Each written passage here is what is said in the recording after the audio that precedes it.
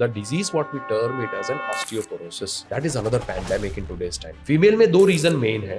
Bone का बड़ा interesting chapter है. आपका सेविंग 10 रुपए का रखा तो 10 रुपए का खर्चा अभी हो जाएगा. आफ्टर 40 मेंस के लिए बहुत इंपॉर्टेंट है. स्प्राउट्स लीजिए, टोफू लीजिए, पनीर लीजिए, कर्ड लीजिए.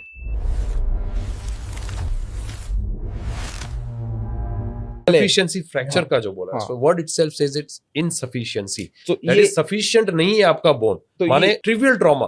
जैसे आप बैठ के मेरे पास पेशेंट आते हैं कि सर मैं कुछ नहीं, मैं गिरा भी नहीं हूँ, मैं गिरी भी नहीं हूँ, मैं जस्ट मैं अपने बिस्तर से बाहर आ रही थी और I suddenly started having severe pain and spine collapsed. So the disease what we term it as an osteoporosis. Okay. Osteoporosis is weak bone which is not sufficient to take load of your body. Okay. आपका body का जो वजन है वो उसको load नहीं कर पा रहा, तो उसको हम osteoporosis बोलते हैं.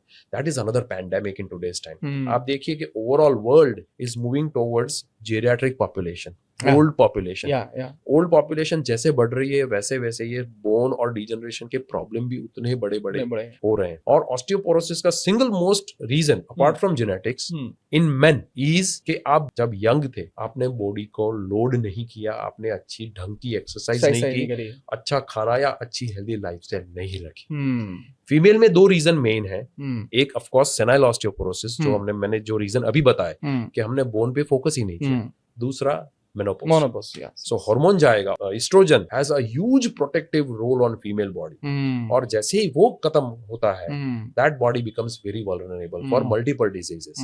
Osteoporosis उसमें से एक है. बोन का बड़ा इंटरेस्टिंग चैप्टर है. जैसे आप जब जन्म लेते हैं तब बोन बिल्डअप होना शुरू होता है gradually, and around 30 to 35 age के आसपास वो पीक बोन मास पे पहुंचता है. Okay. उसके बाद एवरीबडी डिक्लाइंस. अच्छा. You will decline, I have declined, he has declined, everybody will decline.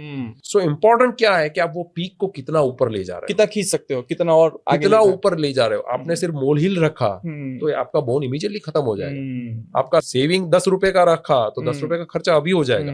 But आपने अपने बैंक अकाउंट में अगर 1 करोड़ रुपया बना दिया, वो बोन का स्ट्रेंथ उतना बढ़ा दिया, रिजर्वायर तो जब तक आपका लाइफ पैन खत्म होगा तब तक वो बोन उस लेवल पे पहुंचेगा ही नहीं जिसको हम ऑस्टियोपोरोसिस बोल रहे हैं. And second phase of your life माने 40 के बाद भी अगर आप ये एक्टिविटी लेवल वगैरह कंटिन्यू रखते हो तो that further Plato's that graph.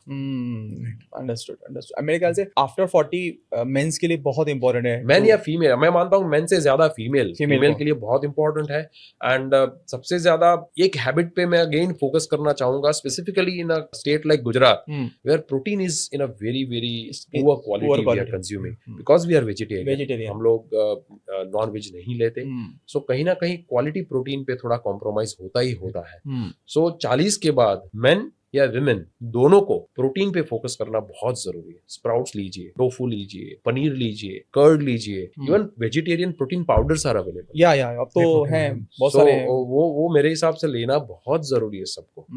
And another very important thing which to prevent overall health bone muscle is weight training. हम लोग ये मानते हैं, हमारा समाज ये मानता है कि वेट ट्रेनिंग वही करते हैं जिनको बॉडी जिम जानी है, which is the greatest myth. You will be surprised to know that my father at the age of 83 he lifts dumbbells. तभी वो 83 तक है. और he is fit as fiddle. He can walk 4 kilometers. My mother can walk 8 kilometers a day at the age of 76. Just she has passion to walk. That's all.